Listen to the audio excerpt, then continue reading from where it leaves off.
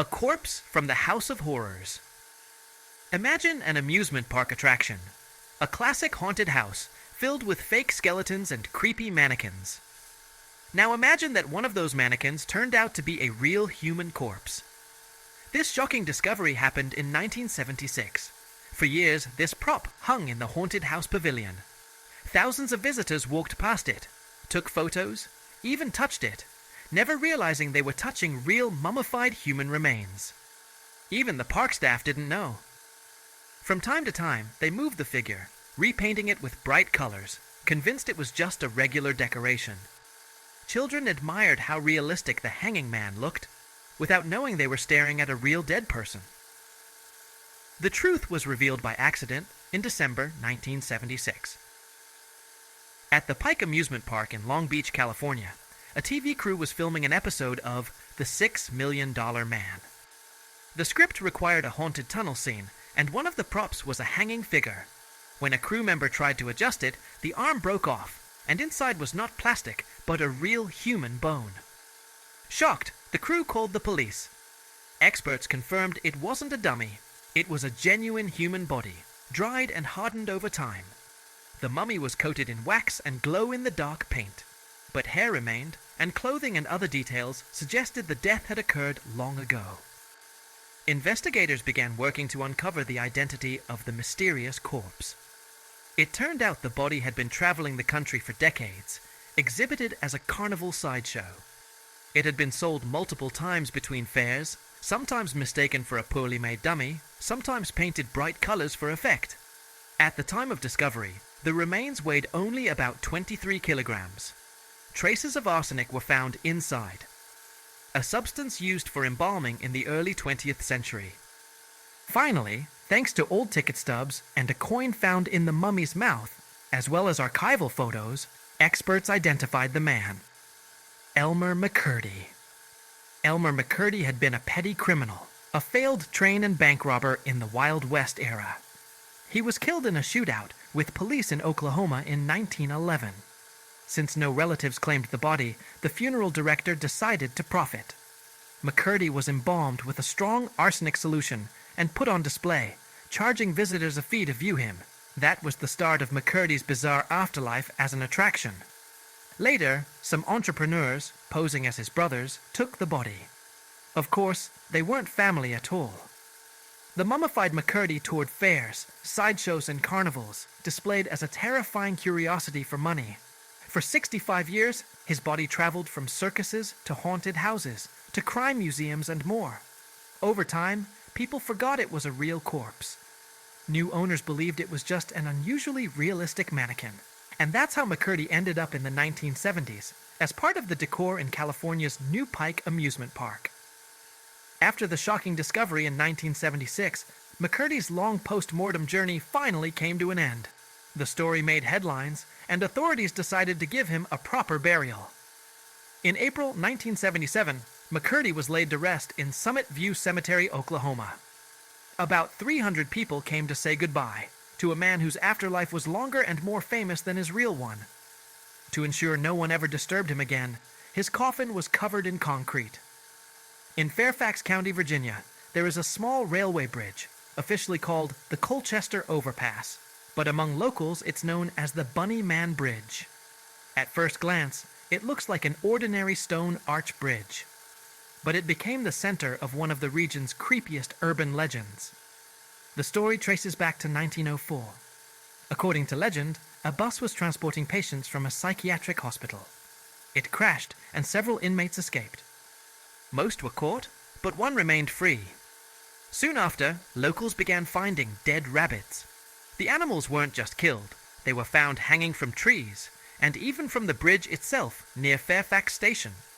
That's when the name Bunny Man was born. The mysterious escapee, hiding in the woods, leaving terrifying signs. For decades, the story spread by word of mouth, scaring teenagers and giving the bridge its sinister reputation. The first documented encounter, however, happened much later. On October 19, 1970, U.S. Air Force cadet Bob Bennett and his fiancée were sitting in a parked car near the Colchester Bridge late at night. The area was quiet and deserted. Suddenly, they noticed movement in the darkness. The next moment, a man appeared, dressed in what looked like a white bunny costume with long ears. He approached the car, yelling that they were on his property. Then, he swung an axe and hurled it into the car window. The passenger side glass shattered instantly. Bennett later insisted the attacker was in a rabbit suit, which made him even more terrifying. But his fiancée described it differently. She said it wasn't a full animal costume, but rather a head covering with long, sharp points that could look like ears in the dark. Despite the conflicting details, both agreed on one thing. It was a man, hostile and dangerous. 10 days later, on October 29th, security guard Paul Phillips reported seeing the bunny man again. This time, near a new housing development. He described a man in a white suit with long ears, holding an axe, chopping at wooden posts on a porch. When Phillips tried to speak to him, the man shouted, "You're trespassing on private property!" and threatened, "If you come any closer, I'll cut your head off." Police investigated, but never found solid evidence. Still, the legend rooted itself deeply in local folklore.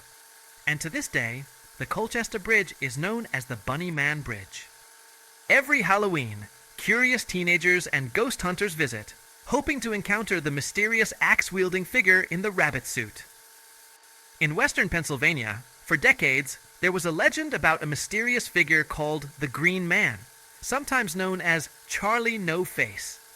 Stories said that at night he appeared on deserted roads or near old tunnels, and that his face glowed green in the dark. The tales terrified drivers and teenagers, and word of the night ghost spread for generations. But behind this legend was a very real tragedy. The Green Man's real name was Raymond Robinson. In 1919, when he was just 9 years old, Raymond suffered a terrible accident.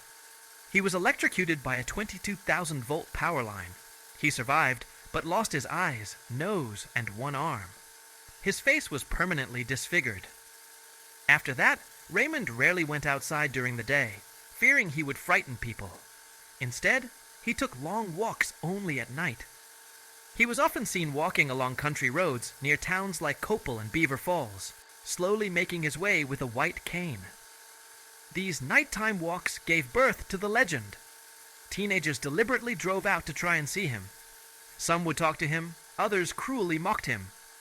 Over time, the real man was transformed into a folklore character. People claimed his face glowed green, that he was a ghost haunting bridges or abandoned tunnels. In reality, Raymond was a gentle and kind man. He lived with relatives, made crafts, weaving mats and wallets, which he sold to earn money. Sometimes he agreed to take photos with curious teens in exchange for a cigarette or a beer. Many later said he was a friendly conversationalist, not the monster the stories made him out to be. Despite his reclusive life, Raymond remained a well-known figure for decades. Dozens of witnesses saw him, and the legend of the Green Man only grew stronger. Even after he stopped taking night walks and spent his final years in a nursing home, the legend lived on. Raymond Robinson died in 1985 at the age of 74. On Staten Island, New York, there was a terrifying legend for decades about Cropsy. According to the stories, Cropsy was a night stalker, a maniac with a hook for a hand who hid in abandoned buildings, roamed the woods, and dragged children into tunnels. For local teenagers, it was a ritual campfire tale. For adults, it worked as a cautionary warning. But in the 1970s and 80s, the myth began to blur with reality. Children started disappearing. In 1972, 5-year-old Alice Pereira vanished. In 1981, 7-year-old Holly Ann Hughes. In 1983, 11-year-old Tia-Hasey Jackson. In 1984, 22-year-old Hank Gafforio, a young man with intellectual disabilities. In 1987, 12-year-old Jennifer Schweiger, a girl with Down syndrome. The common thread, all were vulnerable victims, and all went missing near the abandoned Willowbrook State School. Once, Willowbrook was the largest institution in the state for children and adults with developmental disabilities. But over time, it became infamous for overcrowding, abuse, and unsanitary conditions. After shocking exposés, it was shut down. The campus was abandoned, and its tunnels became the setting for real nightmares. It was here that Cropsy the myth started to take on a human shape. Suspicion fell on Andre Rand, a former Willowbrook orderly who by then was homeless, living in a tent nearby, and often wandering around the abandoned grounds. His past made him even more frightening. In the late 1960s, Rand had already served time for child abduction. In the early 1980s, while working as a school bus driver, he once drove children away without parental consent, earning another 10 months in jail. Witness testimony in the disappearances of Holly Hughes and Hank Gafforio placed them near Rand shortly before they vanished. In other cases, there was no direct evidence, but the geography matched disturbingly well. The case reached its peak with Jennifer Schweiger. In the summer of 1987, massive searches swept the island. Dozens of volunteers combed the ravines and woods near Willowbrook. On the 35th day, they found a shallow grave on the abandoned grounds. It turned collective fear into collective rage. Rand was arrested near his campsite. There wasn't much physical evidence, so the prosecution built its case on testimony, timelines, and behavioral patterns. His fixation on vulnerable children, his constant presence in the right places, his ties to the abandoned institution. In 1988, a jury convicted Andre Rand of kidnapping Jennifer Schweiger, sentencing him to 25 years to life. In 2004, he received a second conviction, another 25 years to life this time, for the abduction of Holly Ann Hughes. The second term was to begin after the first. The bodies of Alice Pereira, Tia Hayasi Jackson, and Hank Gafforio were never found. And those gaps in the record fueled the legend even more. Where evidence stopped, folklore stepped in. Thus, the myth of Cropsy, originally a childhood horror story about a hook-handed monster, merged with the very real fears of the community. In November 1966, in Point Pleasant, West Virginia, two couples reported to the police that they had encountered a huge creature. According to them, the figure was about 2 meters tall, with wings spread wide and glowing red eyes, chasing their car and moving faster than 100 mph. The story quickly hit the newspapers, stunning the local community. Over the next year, reports of the Mothman multiplied.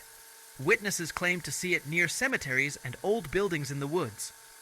Descriptions were consistent: an inhuman figure with large wings and red eyes that seemed to glow in the dark. People were afraid to go out at night, and the press eagerly reported each new sighting, turning the mysterious stranger into the town's main legend. On December 16, 1967, Point Pleasant suffered a disaster. The Silver Bridge over the Ohio River collapsed, killing 46 people. For locals, the connection was obvious. They believed the numerous sightings of the strange creature had foreshadowed the tragedy. That cemented the Mothman in the public mind as a harbinger of doom. Later, researchers tried to find rational explanations. Some suggested witnesses might have mistaken a large crane or an owl, whose eyes can indeed appear red in headlights. Others cited mass hysteria and suggestion, where rumors lead people to see things that aren't really there. But no theory has ever been definitively proven.